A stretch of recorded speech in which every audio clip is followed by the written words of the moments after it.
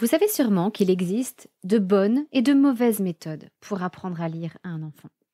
Depuis le temps que l'on apprend, que l'on enseigne aux enfants à lire, on a étudié toutes les grandes méthodes, les méthodes globales, semi-globales, les méthodes syllabiques, alphabétiques, phonologiques, etc. Et malgré tout, tout cela reste cantonné au niveau de la recherche. Nous savons au niveau de la recherche quelles sont les bonnes méthodes et quelles sont les mauvaises. Mais malgré cela, il existe encore 3 grandes erreurs dans l'apprentissage de la lecture et de l'écriture. Et ces 3 grandes erreurs sont malheureusement commises par une immense majorité d'enseignants. Et oui, j'ai les chiffres et les études pour le prouver. Cela fait des années que je me bats contre ces mauvaises méthodes, car oui, certes, la méthode globale n'est quasiment plus utilisée dans l'éducation nationale et encore moins dans le privé, fort heureusement. Mais il y a bien d'autres méthodes, en particulier les semi-globales, qui ont des effets tout à fait désastreux sur la capacité de lecture des élèves et sur leur apprentissage de l'orthographe ensuite. C'est pourquoi, depuis des années, j'organise des webinaires sur le thème « Les 3 erreurs de l'école dans l'apprentissage de la lecture et de l'écriture ». Cette année, je suis au milieu d'autres projets, je n'ai pas le temps de reproposer ce webinaire en direct, mais je vous propose de le revisionner, car je dispose des enregistrements et donc vous pouvez visionner la dernière occurrence de ce webinaire, les 3 erreurs de l'école dans l'apprentissage de la lecture et de l'écriture. L'enregistrement est disponible jusqu'au 4 avril à minuit, parce que très clairement, si vous n'avez pas de date limite, je sais très bien que vous n'allez pas le regarder. C'est un webinaire qui dure, pour sa partie présentation, à peu près 1h20. Et ensuite, j'ai répondu à plein de questions qui m'ont été posées et vous pouvez également visionner les réponses à ces questions. Vous trouverez le lien pour visionner ce webinaire dans les notes de l'épisode que vous êtes en train d'écouter. J'en profite également pour vous annoncer la réouverture de ma formation Langage Montessori, lecture, écriture et les bases de la grammaire. C'est une formation avec laquelle vous allez pouvoir démarrer l'apprentissage de la lecture et de l'écriture avec votre enfant dès 4 ans, s'il est prêt. Et ça couvre le programme de CE1, CE2 inclus. Donc n'hésitez pas à regarder le webinaire, à rejoindre la formation. Là aussi, le lien est dans les notes de cet épisode.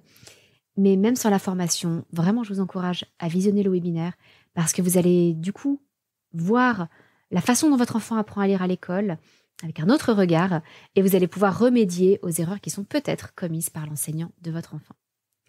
Voilà, je vous laisse maintenant écouter votre épisode et je vous dis à très bientôt.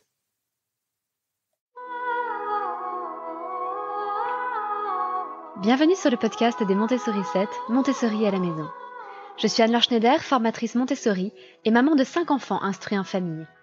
Ma mission, c'est d'aider les parents, les assistantes maternelles, bref, tous ceux que dans notre communauté nous appelons des souricettes, à mettre en pratique la philosophie Montessori chez eux, avec leurs enfants ou les enfants qu'ils gardent. Dans ce podcast, nous parlerons donc de pédagogie Montessori, mais aussi de discipline positive, d'instruction en famille, ce que l'on appelle aussi l'école à la maison, de co-schooling et de bien d'autres choses encore.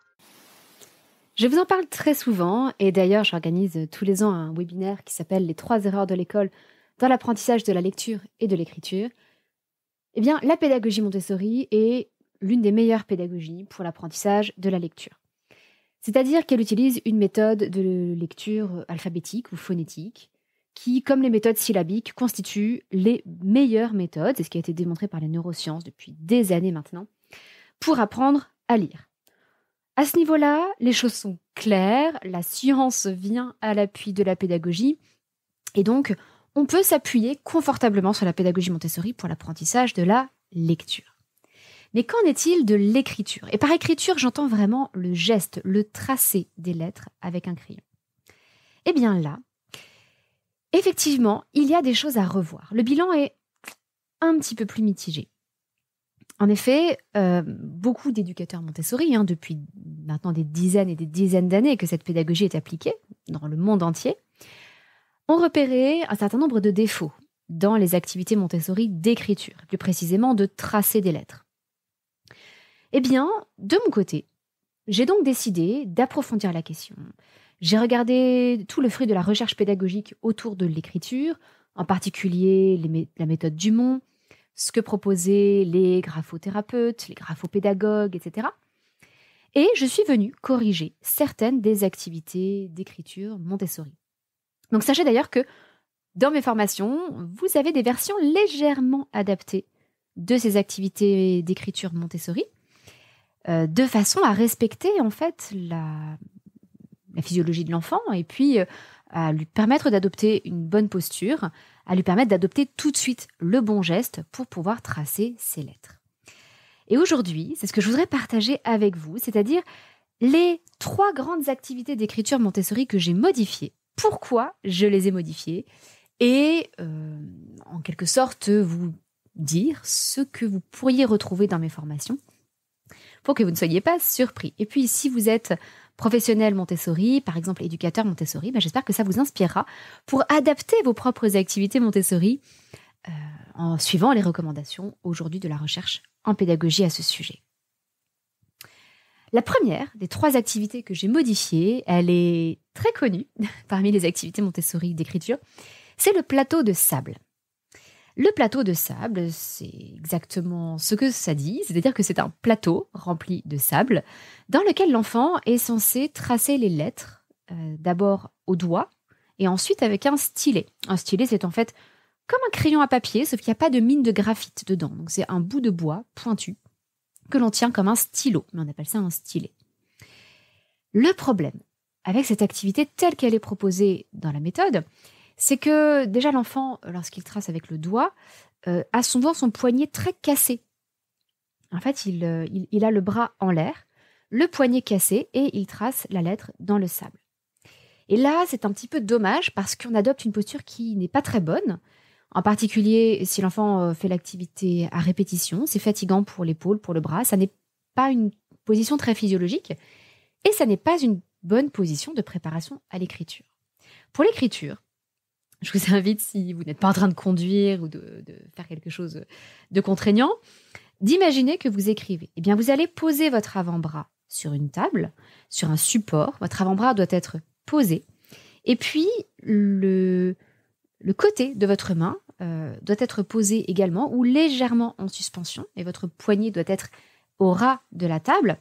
Et vous allez tenir votre crayon avec 3 doigts, ce qu'on appelle la pince de l'écriture, la pince pouce index majeur.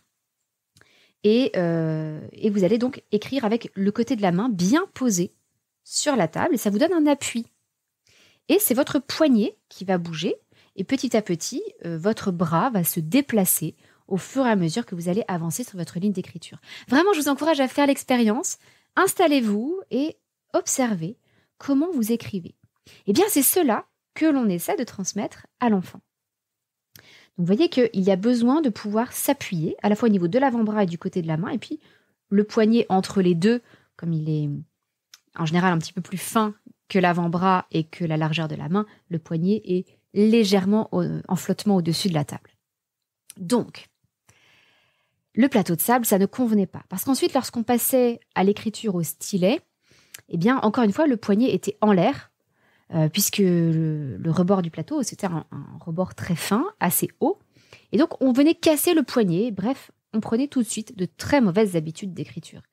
Et ça risquait d'encourager les positions d'écriture dans lesquelles on a le poignet complètement cassé. Eh bien, de mon côté, j'ai donc modifié cette activité du plateau de sable et j'ai créé un plateau de sable un petit peu différent. C'est-à-dire qu'il est beaucoup moins profond que ce que l'on propose d'habitude dans la pédagogie Montessori. C'est un plateau assez fin en épaisseur, avec des bords larges et bas. En fait, c'est très simple. Je vais vous expliquer comment je fais. Je prends 3 petites planches de contreplaqué, et puis j'en mets une qui servira de fond, et je découpe l'intérieur des 2 autres planches de contreplaqué, et je viens coller, du coup, ça forme comme un cadre. Je viens les superposer au-dessus du fond de mon plateau de sable. Ce qui fait que j'ai une épaisseur qui reste assez fine, hein, on est autour de 8 mm à peu près d'épaisseur, ça peut être entre 6 mm et 1 cm d'épaisseur au total du plateau, donc vous voyez que la couche de sable va être relativement fine, mais ça n'empêche pas du tout de tracer très clairement dans le sable. Et ma bordure est relativement large. Vous pouvez faire une bordure, par exemple, de 5 cm. Là, on n'a pas besoin d'être très précis. Et du coup, sur cette bordure, mon enfant va venir appuyer sa main le côté de sa main. Et avec le stylet, il va pouvoir tracer dans le sable. Donc on garde tous les avantages de cette activité du plateau de sable, à savoir que l'enfant peut se corriger facilement, que pour des enfants qui sont perfectionnistes, eh bien, on efface l'erreur très vite et on peut s'entraîner sans qu'il y ait cette frustration d'avoir cette trace écrite de toutes les erreurs qu'on a commises. Pour certains enfants, ça fonctionne extrêmement bien. Donc on garde l'avantage du sable. En plus, dans le sable, avec un stylet, il n'y a aucune pression. Donc on ne travaille pas avec cet exercice la juste pression que l'on va exercer sur la pointe de notre crayon sur le papier. On travaille simplement le geste d'écriture avec une bonne position de l'avant-bras, du poignet et de la main. Et bien voilà donc comment moi je présente cette activité du plateau de sable. On garde les avantages du plateau de sable et en même temps on adopte tout de suite la bonne posture et la bonne tenue du stylet qui va ensuite se transposer à la tenue du crayon. Deuxième grande activité Montessori que j'ai modifiée, c'est celle du tracé sur ardoise. Traditionnellement, dans la pédagogie Montessori, on utilise des ardoises avec différentes lignes tracées dessus. Il y a normalement, ça dépend un petit peu des parcours aussi, mais il peut y avoir, mettons, 4 intervalles différents. Sur chaque ardoise, vous allez donc avoir des séries de 2 lignes espacées de différents intervalles, du plus grand au plus petit. L'idée, la présentation classique, c'est qu'on pose l'ardoise à plat sur un bureau. L'enfant tient sa craie comme il tiendrait un crayon et il écrit sur ses ardoises. Et petit à petit, on passe à une ardoise où l'intervalle entre les lignes est plus petit. Et donc, on invite l'enfant à réduire la taille de son écriture. Et là, il y a tout un tas de problèmes. Vraiment, tout un tas de problèmes. Le premier, c'est que si vous essayez de tenir une craie comme on tient un crayon, vous allez avoir beaucoup de mal à écrire. Ça n'est pas fait pour être tenu comme ça. Une craie, vous l'imaginez bien, vous savez comment vous écrivez avec une craie. On la tient différemment. On la tient, si vous voulez, avec la pointe de la craie vers le haut et non pas vers le bas comme on le ferait avec un stylo. Là aussi, je vous invite, c'est un podcast, je suis désolée, il faut se projeter un petit peu. Mais imaginez-vous en train de tenir une craie au tableau. La craie va pointer un petit peu vers le haut. Imaginez-vous en train d'écrire sur une feuille et là, votre stylo va pointer vers le bas. Si on tient une craie comme on tient un crayon, on va avoir beaucoup de mal à écrire. Ça va crisser sur le tableau. Et alors, je ne sais pas vous, mais alors moi, c'est comme si on me faisait passer les ongles sur un tableau. Non, c'est pas possible. Je ne supporte pas les crissements de craie sur le tableau. Je pense que je ne suis pas la seule. Et ça peut être très désagréable pour des enfants. Je ne vous parle même pas des enfants qui ont des particularités sensorielles, des enfants qui peuvent avoir un trouble du spectre autistique ou autre. Déjà, le toucher de la craie et du tableau peuvent être désagréables. Cette poudre de craie qu'on retrouve partout, cette sensation, ce toucher de la craie. Mais alors en plus, ce son, lorsque la craie crisse, ça peut vous dégoûter un enfant de la lecture. Donc, moi, je présente cette activité de façon totalement différente. Et d'ailleurs, j'estime qu'on peut tout à fait s'en passer. Donc ça, c'est quelque chose que je précise dans ma formation. C'est qu'on peut choisir de se passer totalement des ardoises. Ensuite, si on décide quand même de maintenir cette activité, moi, je la présente avec un tableau à la verticale. Comme on le fait traditionnellement, avec dans le tableau noir d'une salle de classe. On écrit à la verticale. Éventuellement, on peut écrire un petit peu penché, mais j'aime autant à la verticale. Je fais tenir la craie comme on est censé tenir une craie. Donc, un petit peu vers le haut. Et puis, je ne propose que 2 séries d'intervalles différents, qui sont parmi les plus gros que l'on propose à l'enfant. Donc ça, j'y reviendrai aussi pour la 3e activité, à cette notion de l'intervalle. Donc, d'une façon différente. Là, mon idée est que l'enfant va apprendre à tracer sur un tableau noir, comme on le fait typiquement à l'école depuis des siècles, j'ai envie de dire. Donc, l'enfant va tracer, en fait, comme s'il allait tracer la lettre en l'air. C'est d'ailleurs une activité qu'on peut proposer dans l'apprentissage de la lecture. On peut tracer en l'air, on peut tracer dans le dos. On se met à deux, il y en a un qui trace une lettre dans le dos, puis l'autre doit la reconnaître, et puis on échange les rôles ensuite. Donc là, l'idée, c'est que l'enfant va continuer à intégrer, à absorber le tracé de la lettre, le geste d'écriture. Mais ce geste, il va le faire avec tout le bras, comme lorsqu'on écrit au tableau, où là, on monte et on descend et on fait tourner tout le bras dans son ensemble. C'est très différent de l'écriture, où, comme je vous le disais, ce sont les doigts essentiellement qui bougent, et puis le poignet et l'avant-bras qui s'avancent au fur et à mesure où l'on écrit. Donc là, on peut s'en passer, mais d'un autre côté, ça permet à l'enfant d'apprendre à tracer sur un tableau. Ma foi, c'est une compétence comme une autre. Et on continue à absorber le tracé des lettres, la forme des lettres, le geste global que l'on doit faire pour les tracer. Et donc on reste avec des intervalles assez gros, parce que c'est comme ça qu'on écrit sur un tableau. On n'écrit pas en tout petit sur un tableau. Et puis, ça ne sert à rien de chercher à reproduire ce que l'on fait sur papier au tableau. En ce qui me concerne, je suis gauchère. Et même si, normalement, la main du gaucher est censée être en dessous de la ligne, la feuille un petit peu inclinée, etc., ça reste très compliqué. Et comme beaucoup de gauchers, en fait, le côté de ma main ne passe pas au-dessus, je ne tords pas ma main pour écrire, et j'ai une bonne écriture, mais le côté de ma main a tendance tout de même à repasser un petit peu sur ce que j'ai écrit. Ça se passe très bien avec un stylo, ça ne bave pas, ça reste léger. En revanche, sur un tableau, si je m'amusais à écrire comme on le fait avec un crayon, eh bien là, ma main effacerait tout ce que je viens d'écrire. Donc ça n'aurait aucun intérêt pour les gauchers. Donc je préfère éviter ce problème-là. Et puis pour les gauchers, même ceux qui tiennent leurs mains un petit peu plus bas que la ligne d'écriture, chaque fois que l'on descend, que l'on écrit un P, un Q, un F, un J, enfin toutes ces lettres qui descendent sous la ligne d'écriture, et bien là, la main viendrait effacer. Donc, aucun intérêt à écrire plus petit, ce qui conduirait à adopter vraiment la même tenue que sur une feuille, où on rapprocherait la main du tableau et on poserait la main sur le tableau. On peut oublier tout ça. Donc, je répète comment je présente cette activité. Comme un tableau noir, je présente l'ardoise verticalement. On tire la craie comme on est censé tenir une craie. Et je ne propose que 2 intervalles qui sont relativement larges. La 3e activité d'écriture Montessori que je propose et que j'adapte, c'est le tracé sur cahier. Parce que là aussi, normalement, lorsqu'on présente l'activité d'écriture sur cahier Montessori, on propose des cahiers où il n'y a que 2 lignes d'écriture, donc la ligne sur laquelle on pose la lettre et la ligne qui est celle qui est au-dessus du A, par exemple. Donc, en fait, ce qui correspond aux premières interlignes d'un cahier classique à réglure CIS. Pas de panique, lorsque je parle d'un cahier à réglure CIS, c'est le cahier à grands carreaux que tout le monde connaît. Donc, ce cahier à grands carreaux, il comprend beaucoup plus de lignes.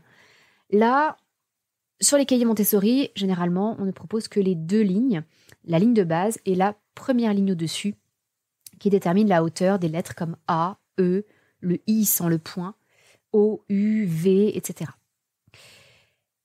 Et puis, donc dans la pédagogie Montessori, au départ, on propose un intervalle assez large entre ces 2 lignes, et puis on vient réduire cet intervalle progressivement. Il y a plusieurs raisons qui font que ce déroulé est assez problématique. Premièrement, l'intervalle de départ est relativement gros. Alors ça part du principe qu'un jeune enfant a tendance à écrire gros, et c'est assez vrai. Et puis petit à petit, on va l'aider à réduire la taille pour qu'il puisse écrire dans un cahier classique à gros carreaux à réglure CIS. Le problème, c'est que là, les intervalles de départ sont quand même très très larges.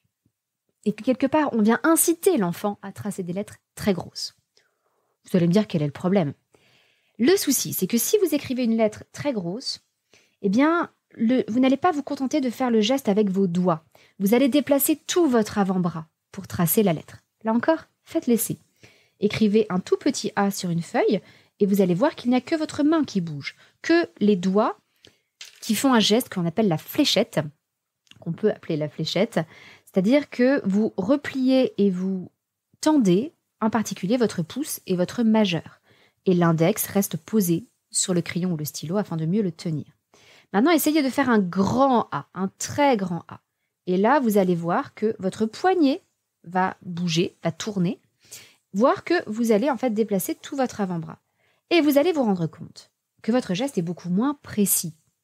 Le tracé est beaucoup moins satisfaisant. Et qu'en fait, plus votre geste sera uniquement un geste des doigts, plus vous allez faire preuve de précision et adopter un tracé agréable à lire.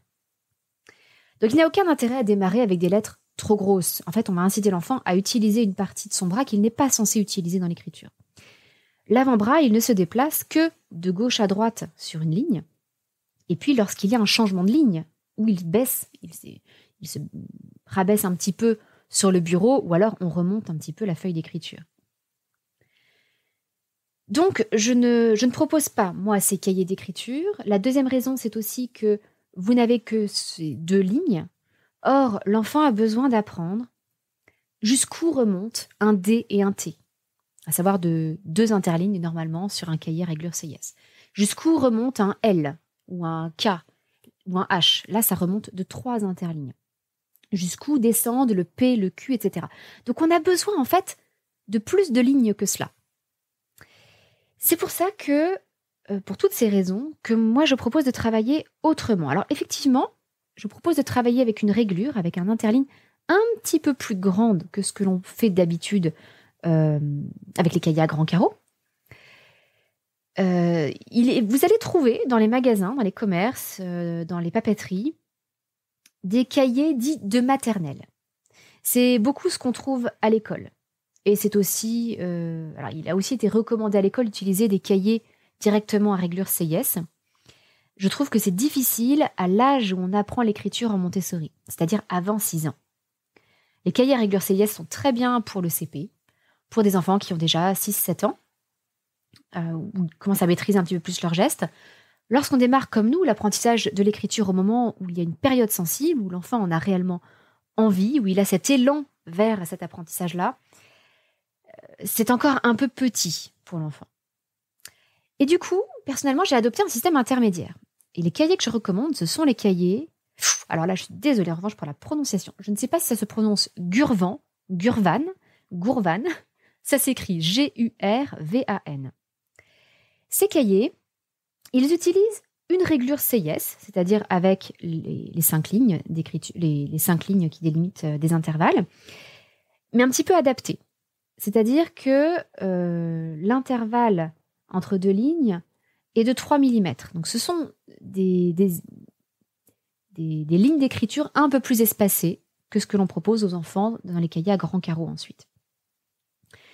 Par ailleurs, il y a des couleurs pour bien repérer les différentes lignes. Donc on repère tout de suite où écrire déjà, quelle est la ligne principale. C'est vrai que sur un cahier à grands carreaux, c'est pas toujours évident de repérer la ligne principale.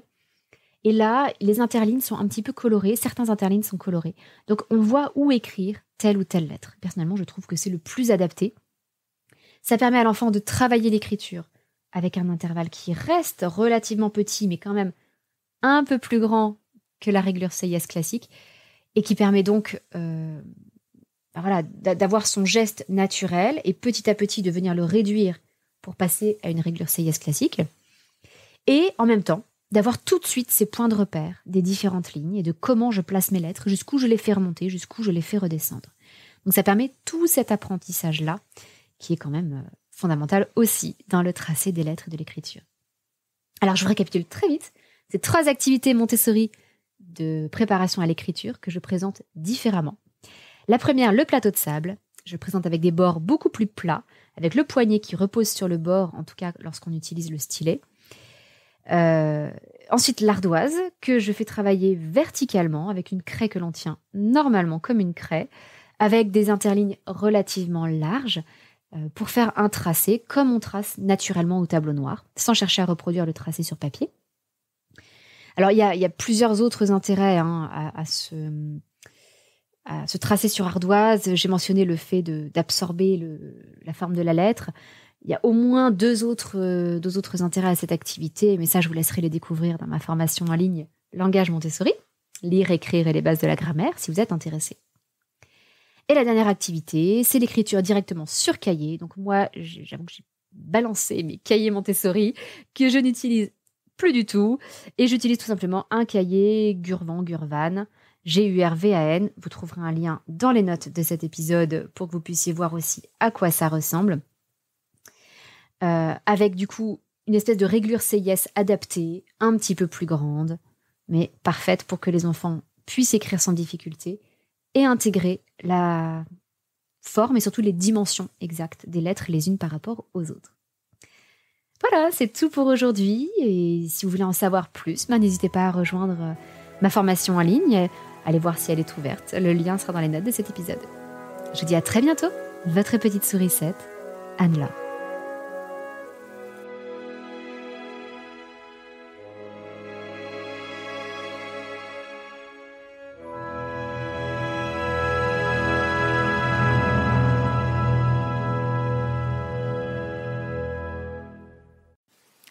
Juste un petit rappel avant de partir. Vous avez jusqu'au 4 avril à minuit, à la fois pour visionner l'enregistrement de mon webinaire sur les 3 erreurs de l'école dans l'apprentissage de la lecture et de l'écriture, et aussi, si vous le souhaitez, pour vous inscrire à ma formation en ligne Langage Montessori, lire, écrire et les bases de la grammaire. Voilà, je ne vous en dis pas plus, je vous en ai déjà parlé un peu plus tôt dans l'épisode, et je vous donne rendez-vous très vite pour un nouvel épisode du podcast.